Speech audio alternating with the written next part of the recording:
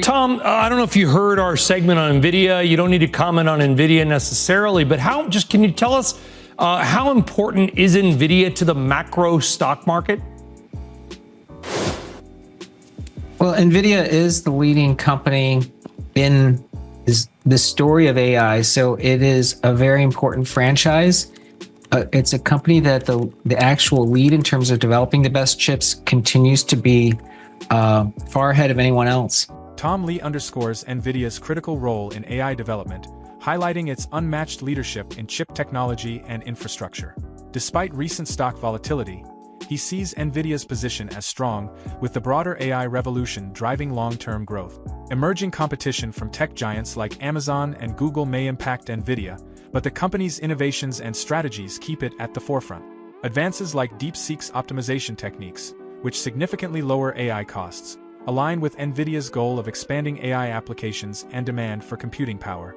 Regarding US-China export controls, Lee is confident the US will maintain its AI dominance. Massive AI systems, integral to cutting-edge technology, are difficult to replicate or smuggle, ensuring the US retains a competitive advantage in the global AI race. If there is a change and a fork in the way AI moves forward or the focus becomes more on applications, I don't think it makes NVIDIA any less important, but it does create more upside. AI is a sort of a multi-decade story, and I'm sure there's going to be many story threads throughout that. So I think that the sell-off on Monday was a panic for NVIDIA, but we had highlighted to our clients that it was the 9th worst single-day decline. But the 3 times NVIDIA declined worse when we were not in a broad market, bear market, that was a bottom tick for NVIDIA. And I think that was probably the case Monday. NVIDIA CEO Jensen Huang at the White House today. What are we learning here, Seema? Scott, we've also learned, according to a source, that in addition to meeting President Trump, NVIDIA CEO Jensen Huang also meeting with Commerce Secretary nominee Howard Lutnick at the White House, where he's discussing China restrictions and ways to revamp the CHIPS Act, which is seen as key to our country's national security.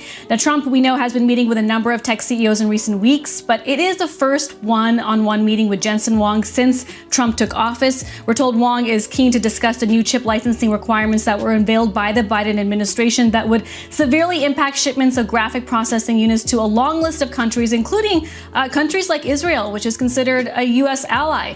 Trump does have the power to reverse this ruling. The question on Wall Street is, can Huang convince Trump to do so? We know DeepSeek is expected at least to be a part of the discussion between Trump and Huang, and how it informs U.S. policy on artificial intelligence as the White House tries to figure out what type of restrictions and export controls on China would be most effective. Scott. All right, we'll see how all of that transpires, too. A few weeks away from earnings, quiet period, not much they can say. And to some, that has been a little unsettling, giving all of this important news this week. Seema, thanks. There are lots of questions circulating around Nvidia in particular this week after the emergence of China's DeepSeek, including whether DeepSeek skirted U.S. export controls to get access to Nvidia's chips, perhaps via third-party vendors in Singapore, say. For more, let's bring in Tae Kim. He's author of The Nvidia Way and a tech writer at Barron's, along with our Deirdre Bosa. Tae, first of all, this book really shows you that Nvidia, maybe I'm stating the obvious here, this company is no accident. I mean, the level in which Jensen Huang has had to go and reinvent it and shape its culture and drive it over the years is really incredible when you read about it. So I'm curious, first of all, if you have any insight on what may be taking place here with the DeepSeek emergence. I mean, the funny thing is, Jensen said last year that we need to drive down the cost of computing. He specifically called out reasoning models and inference time scaling, which is exactly what DeepSeek innovated in the past few weeks. So Jensen almost kind of predicted this a few months ago. And he did that with Mellanox when he bought the networking company in 2019.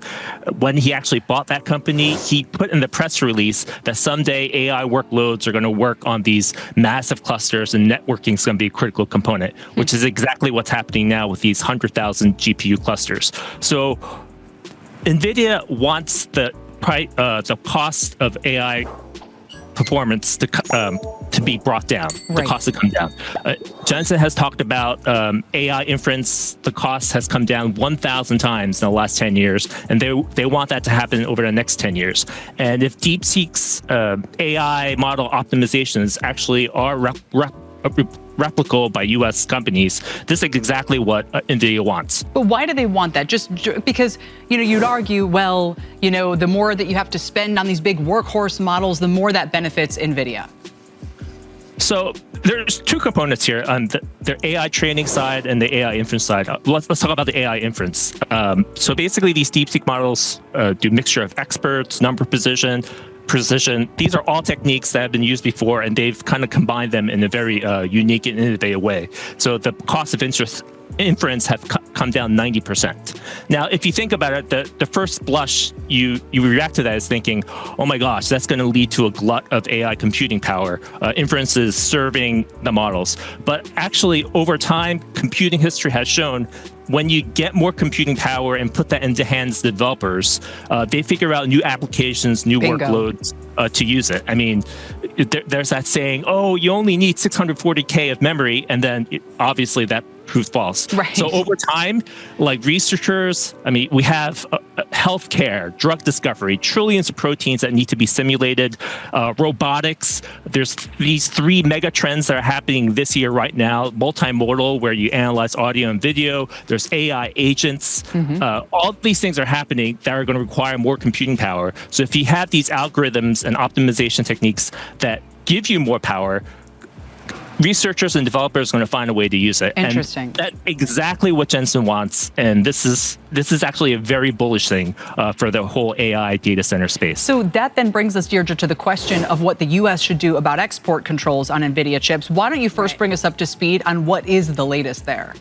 So I think what Tay's getting at as well is Javin's paradox, right, which Microsoft CEO Satya Nadella brought up at the beginning of the week when all of this broke out into the open, saying more AI basically means more AI. And what Tay's talking about is true. At the inference level, it could require even more compute power. Something that I think may be lost in this conversation, though, is the competition that is going to be coming online for NVIDIA. Without a doubt, NVIDIA is leading edge. It has been the kingmaker in AI in that pre-training phase. In the inference phase, there's a lot more competitors.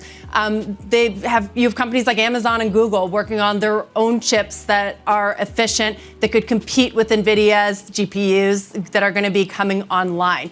And something that I think is really interesting that's also emerged this week is that big tech is just totally embracing DeepSeek. So while Washington is talking about more export controls to make sure that these GPUs don't get into the hands of Chinese labs like DeepSeek, it's obviously, proven this big breakthrough that our big tech companies are really excited about and integrating into their own platforms. Microsoft Azure, Amazon AWS this week integrated DeepSeek in a way that isn't just taking DeepSeek, right, but taking the open source model and giving it to their customers in a safer way. Yeah, Dell is doing the same thing. You can use it on Perplexity. So if you don't want to put it on your phone, you can still access it. So Tay, what do you think? If I could even put it that bluntly, the U.S. should do. You say you think the U.S. is still going to win the war here. As part of the war, should we be doing more serious export controls or not worrying so much about that? I don't think you have to worry too much about it. There's no way they're going to. I highly doubt that the Trump administration is going to raise the compute thresholds to let China get the current advanced chips. The reason why I think the U.S. is going to win is that the current Blackwell AI systems are these massive AI server racks with 72 GPUs, all tightly integrated together. They have over 100,000 parts. They weigh 1.5 tons. So in the past, a lot of this is backward looking. You could put like a small chip in your backpack and maybe smuggle it, but that's what not I've heard. Yeah. So let me just interrupt you there so people know what we're saying. There's been a lot of speculation that these chips, these H800s or H100s are being smuggled into China in suitcases. You say going forward that you can't even smuggle in the latest stuff. Yeah, these AI servers that everyone's going to use because they're so much more performant and a massive computing density. Every hyperscaler is buying it right now. They're so big and massive, and you can't ship a 1.5 ton. It's like, come on, it's not going to happen. And these clusters, DeepSeek talked about 2,000 GPUs. The Llama 3 was trained on 16,000 GPUs. Now Llama 4 is going to be over 100,000 GPUs, and then Meta and everyone else is building 1 million GPU clusters. Like these are massive clusters and performance power that China is not going to be able to get. China's not going to be able to get a million GPUs. And I apologize for running short on time here. Could you still, ship them to Singapore, quote unquote, and they make their way to China? Not like these racks are so big and weigh so much. I don't think these things are going to be able to be smuggled in any shape or fashion. Yeah, it's fascinating. And as you say, if all this raises demand for this computing power, we have it, and it will maybe be harder for it to kind of get there in the black market. It's we'll see. We'll see for sure. Nvidia is pivotal in the AI revolution, leading chip innovation and driving advancements in large-scale computing. CEO Jensen Huang's push to lower AI computing costs aligns with the industry's growth, despite increasing competition from tech giants like Amazon and Google. Recent discussions at the White House highlight Nvidia's role in U.S. national security and export controls, with the massive scale of modern AI systems making replication by rivals like China unlikely. As competition grows and technologies like DeepSeek emerge, Nvidia's strategy focuses on enabling new applications, ensuring its continued relevance. The U.S. remains poised to lead the AI race by leveraging its technological dominance and innovation.